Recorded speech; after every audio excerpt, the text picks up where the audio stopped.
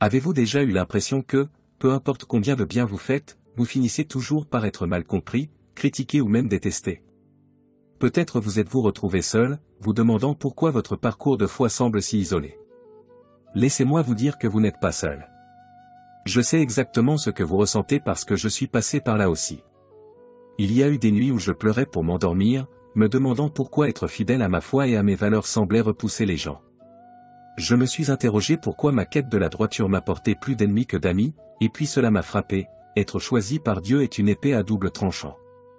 D'un côté, c'est la plus grande bénédiction, mais de l'autre, cela attire des défis et même de la haine. Dans cette vidéo, nous allons plonger profondément dans les 7 raisons réelles pour lesquelles les élus sont souvent les plus détestés. Ce ne sont pas juste des concepts abstraits, ce sont des réalités vécues et des vérités que d'innombrables autres ont expérimentées. Nous parlons de se démarquer, de maintenir des normes élevées, d'apporter la lumière dans les ténèbres et de faire face à l'envie, à l'incompréhension et aux attaques spirituelles. Chaque point est soutenu par les Écritures et des histoires de la vie réelle qui résonneront avec votre âme. Donc, si vous vous êtes déjà senti isolé ou méprisé à cause de votre foi, si vous vous êtes déjà demandé pourquoi votre chemin est rempli de tant de résistance, restez avec moi. Ensemble, nous découvrirons les puissantes raisons derrière cette haine et, plus important encore, comment vous pouvez rester fort en sachant que vous marchez dans votre but donné par Dieu. Transformons cette douleur en puissance et cette isolation en une connexion plus profonde avec Dieu et votre véritable appel. Commençons. Raison 1, il se démarque. L'une des raisons les plus marquantes pour lesquelles les élus sont souvent mal aimés est qu'ils se démarquent tout simplement. Dans un monde qui valorise de plus en plus la conformité et le statu quo, être différent peut être difficile et conduit souvent à devenir une cible de critique ou de mépris. Par nature, les élus sont appelés à vivre selon des normes et des vérités qui pourraient ne pas s'aligner avec les normes de leur culture environnante.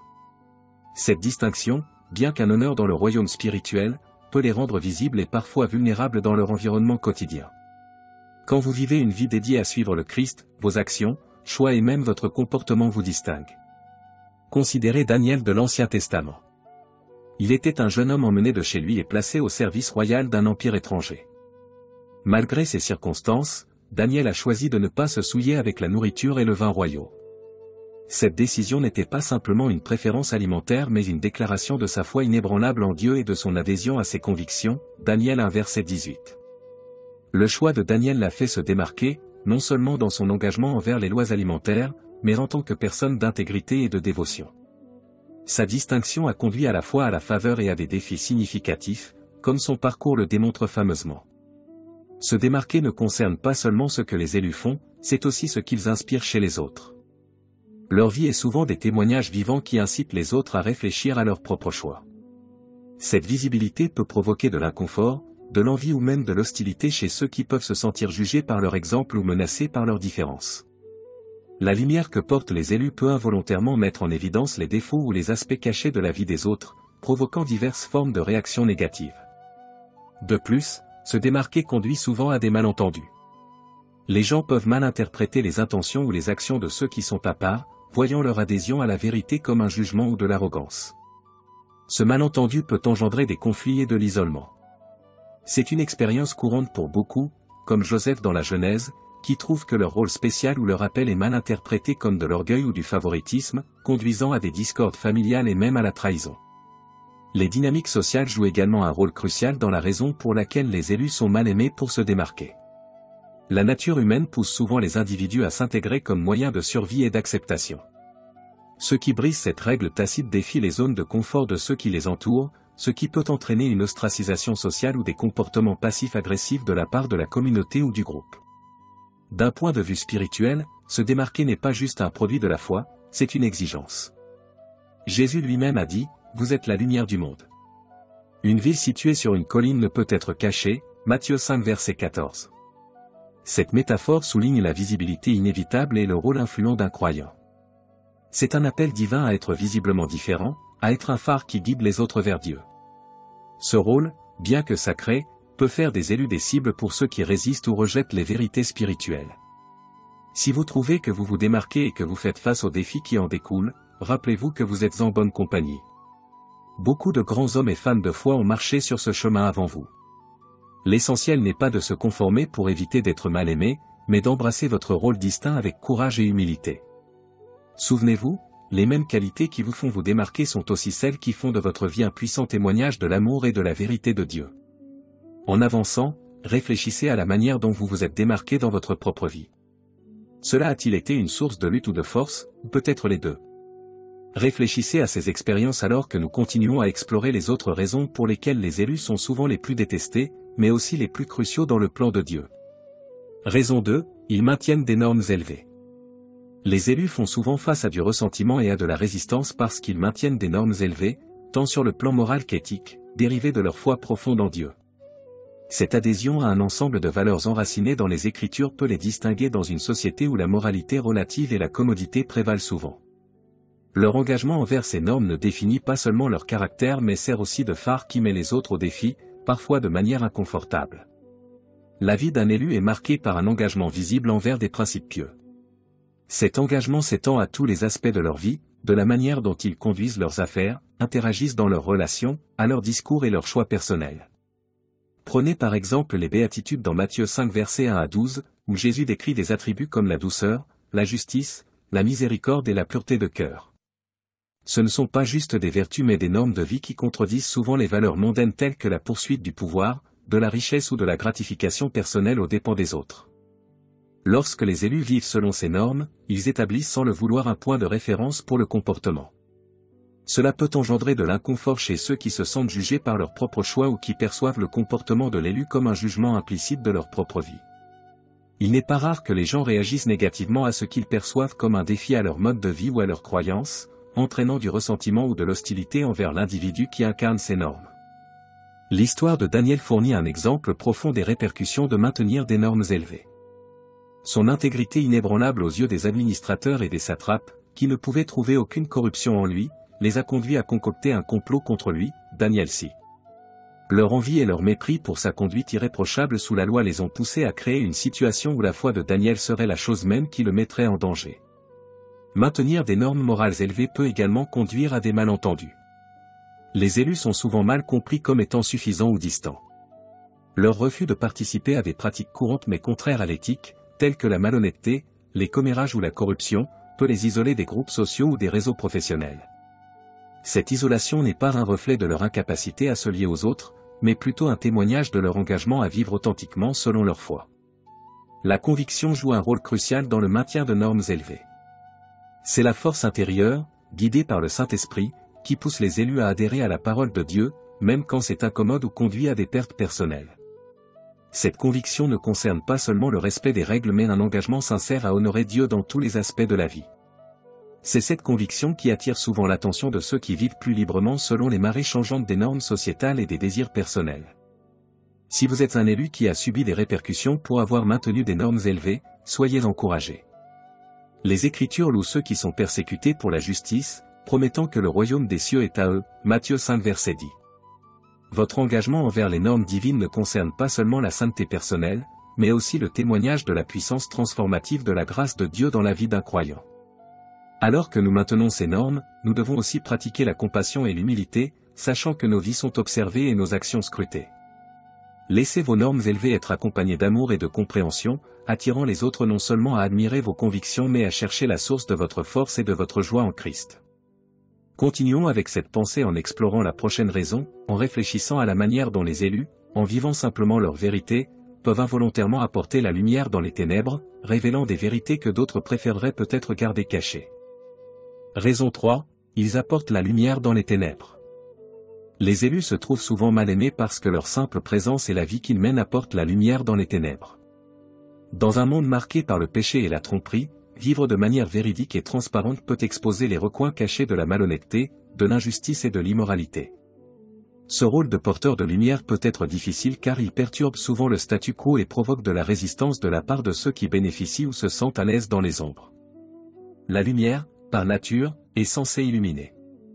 Quand les élus embrassent leur appel à être la lumière du monde, comme Jésus l'a instruit dans Matthieu 5 versets 14 à 16, ils sont chargés d'une responsabilité profonde. Cette illumination n'est pas seulement littérale mais aussi métaphorique. Elle représente la vérité, la bonté et la révélation de la grâce de Dieu. La lumière expose les choses cachées dans les ténèbres, et cette exposition peut être troublante pour ceux qui ne sont pas prêts à affronter leur propre réalité ou qui ont construit leur vie autour de la tromperie.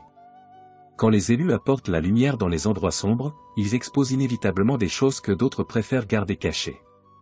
Cela peut aller des pratiques commerciales contraires à l'éthique et du traitement injuste des autres à des problèmes plus personnels comme les addictions ou les relations malhonnêtes. Par exemple, les enseignements de Jésus mettaient souvent en lumière l'hypocrisie et le légalisme des chefs religieux de son temps, ce qui les rendait mal à l'aise et, en fin de compte, hostiles à son égard. Considérez l'interaction entre Jésus et les pharisiens tout au long des évangiles. En parlant de vérité et en agissant avec intégrité, Jésus soulignait souvent les incohérences et les tendances légalistes des pharisiens.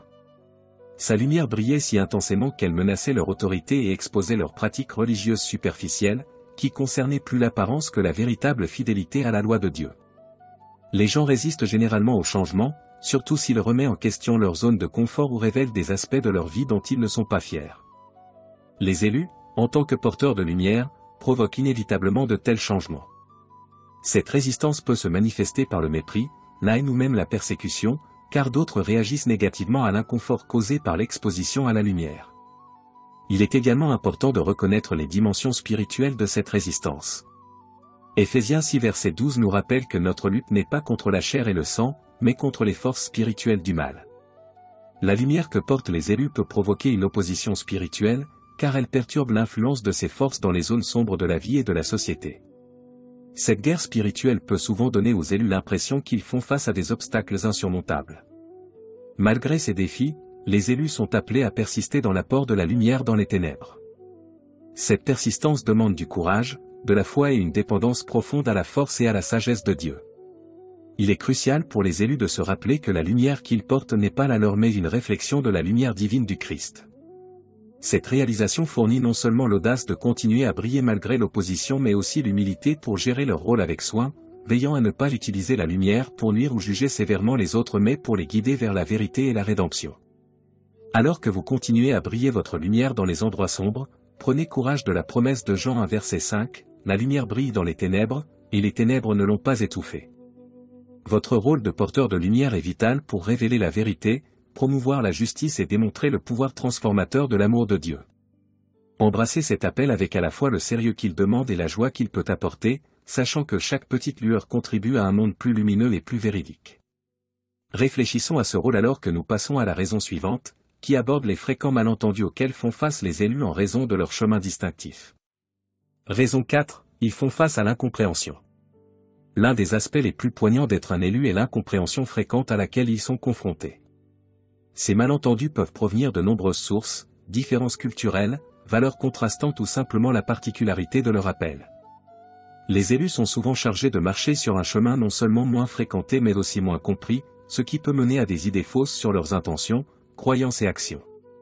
Les malentendus se produisent souvent lorsque les gens observent les actions extérieures des élus sans saisir les motivations sous-jacentes ou les impératifs spirituels qui les poussent.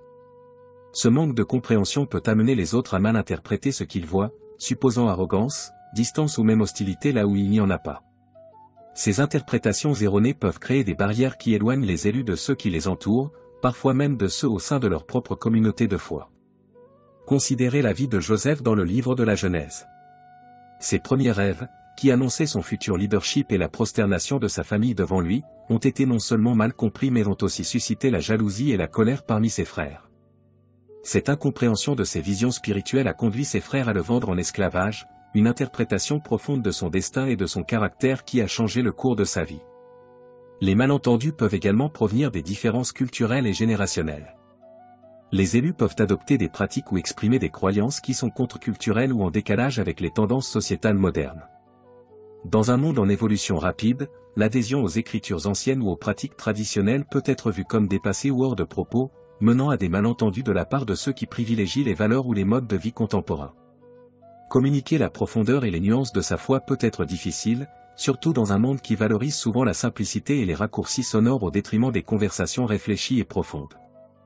Les élus peuvent avoir du mal à expliquer efficacement pourquoi ils vivent comme ils le font, ce qui peut amener les autres à combler les lacunes avec leurs propres suppositions. Cette lacune dans la communication exacerbe les malentendus et peut rendre les élus mystérieux ou inapprochables.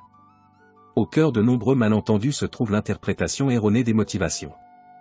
Lorsque les élus prennent des décisions guidées par leur foi, telles que des pratiques commerciales éthiques, des choix dans les relations personnelles ou même la participation à certaines activités, ces décisions peuvent être mal interprétées comme jugementales ou suffisantes.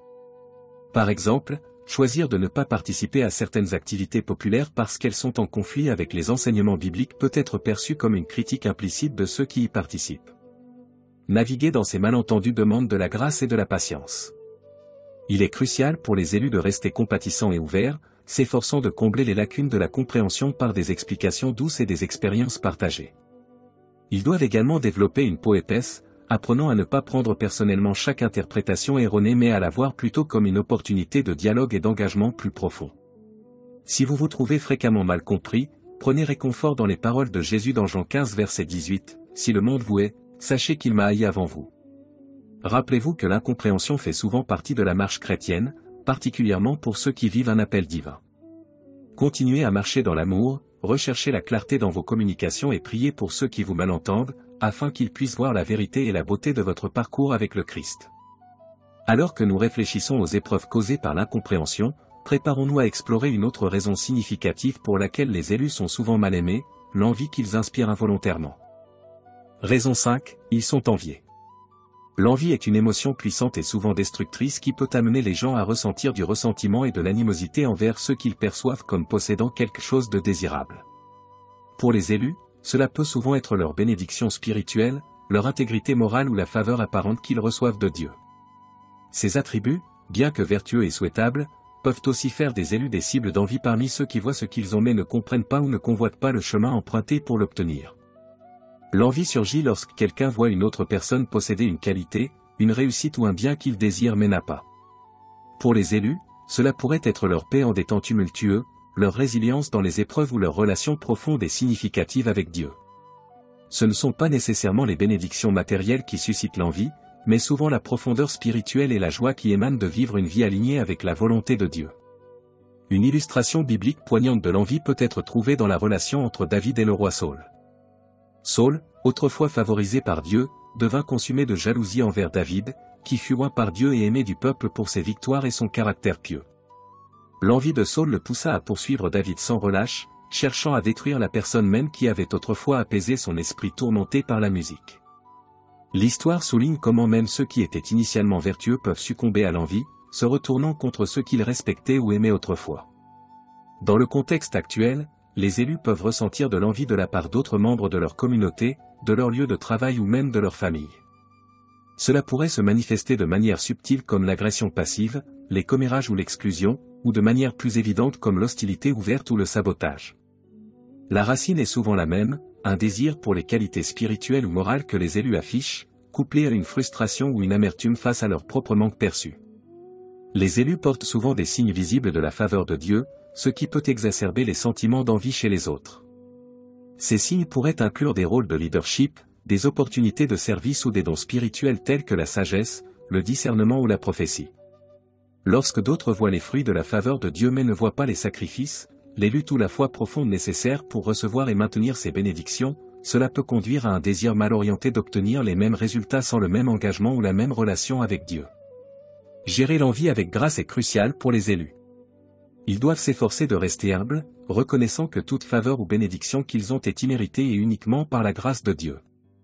Il est également important pour eux de favoriser un environnement d'ouverture et de mentorat, où ils peuvent aider les autres à grandir dans leur propre parcours spirituel, plutôt que de se sentir laissés pour compte ou inadéquats. Développer une maturité spirituelle et émotionnelle aide les élus à répondre à l'envie non pas avec défensive ou orgueil, mais avec compréhension et compassion. Ils peuvent utiliser les instances d'envie comme des moments d'enseignement, encourageant les autres en partageant leur propre lutte et le coût de la discipline, y compris les batailles invisibles et le besoin continuel de la force de Dieu. Pour ceux qui ressentent l'envie, rappelez-vous les paroles de Jacques 3 verset 16, « Car là où il y a de l'envie et de la rivalité, il y a du désordre et toutes sortes de pratiques mauvaises. » Les élus sont appelés non seulement à dépasser l'envie eux-mêmes mais aussi à guider les autres dans la transformation de l'envie en admiration et en émulation des traits pieux, non par rivalité mais par un désir partagé de se rapprocher de Dieu. Alors que nous continuons notre exploration de la raison pour laquelle les élus sont souvent mal aimés, réfléchissons aux défis qu'ils affrontent en remettant en question le statu quo, que nous explorerons dans la section suivante. Cela aussi est un chemin semé de malentendus et de résistance, mais crucial pour le renouveau sociétal et spirituel. Raison 6, il défie le statu quo. Les élus se trouvent souvent en désaccord avec les normes et valeurs dominantes de leur société. En vivant selon les principes de Dieu, ils remettent intrinsèquement en question le statu quo, ce qui peut déstabiliser ceux qui se sentent à l'aise avec ou bénéficient des systèmes existants. Cette confrontation n'est pas toujours agressive, elle découle souvent simplement de vivre une vie qui contraste nettement avec les pratiques culturelles prévalentes. Défier le statu quo peut être profondément inconfortable tant pour le challenger que pour la société. Lorsque les élus maintiennent des valeurs qui diffèrent considérablement de celles qui les entourent, cela met en évidence des alternatives et remet en question la validité ou la moralité des pratiques existantes. Par exemple, dans une culture qui promeut le matérialisme et l'autogratification, le mode de vie de simplicité et de service de l'élu peut être un contraste troublant. Jésus-Christ est l'exemple par excellence de la remise en question du statu quo. Tout au long de son ministère, Jésus a renversé les normes sociales et religieuses, de ses interactions avec les Samaritains et les collecteurs d'impôts à ses défis contre les interprétations légalistes de la loi par les pharisiens. Ses enseignements et actions l'ont souvent mis en conflit direct avec les dirigeants religieux et sociaux établis de son époque, qui se sentaient menacés dans leur autorité et leur mode de vie par ses messages d'amour et de grâce radicale. Les élus menacent souvent les structures de pouvoir établies simplement en plaidant pour la justice, l'équité et la piété. Cela peut conduire à des réactions de la part de ceux qui détiennent le pouvoir et craignent de le perdre. Dans les lieux de travail, les communautés ou même les églises, poussées pour la transparence, la responsabilité ou l'inclusivité peut entraîner des conflits avec les intérêts enracinés qui voient ces changements comme des menaces plutôt que des améliorations. Les élus servent fréquemment de voix prophétique dans leur communauté. Ils expriment des vérités que d'autres hésitent à articuler et dénoncent des injustices que d'autres préfèrent ignorer. Ce rôle prophétique est crucial pour le changement social, mais peut être isolant et dangereux, comme l'histoire et les Écritures le montrent. Les prophètes sont rarement populaires en leur temps, car leur message défie les illusions confortables sous lesquelles les sociétés opèrent souvent. Le défi au statu quo est souvent interprété à tort comme de la subversion ou de la dissidence pour elle-même. Les élus peuvent être étiquetés comme fauteurs de troubles ou rebelles, non pas parce qu'ils cherchent le conflit, mais parce que leur engagement envers les normes de Dieu les distingue. Il est crucial pour les élus de naviguer soigneusement ces étiquettes, en s'assurant que leurs actions et paroles soient clairement comprises comme étant enracinées dans la guidance divine plutôt que dans des griefs personnels. Pour ceux appelés à défier le statu quo, il est important de puiser de la force dans la promesse biblique que les voies de Dieu ne sont pas les voies du monde.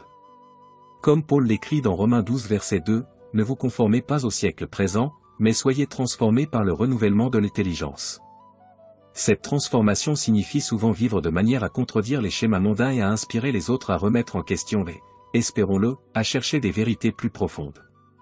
Défier le statu quo nécessite un équilibre entre courage et compassion. Les élus doivent rester fermes dans leurs convictions tout en exprimant amour et compréhension envers ceux qui ne voient pas encore ou n'acceptent pas les vérités qu'ils présentent. C'est une danse délicate consistant à dire des vérités difficiles tout en incarnant la grâce et la miséricorde du Christ.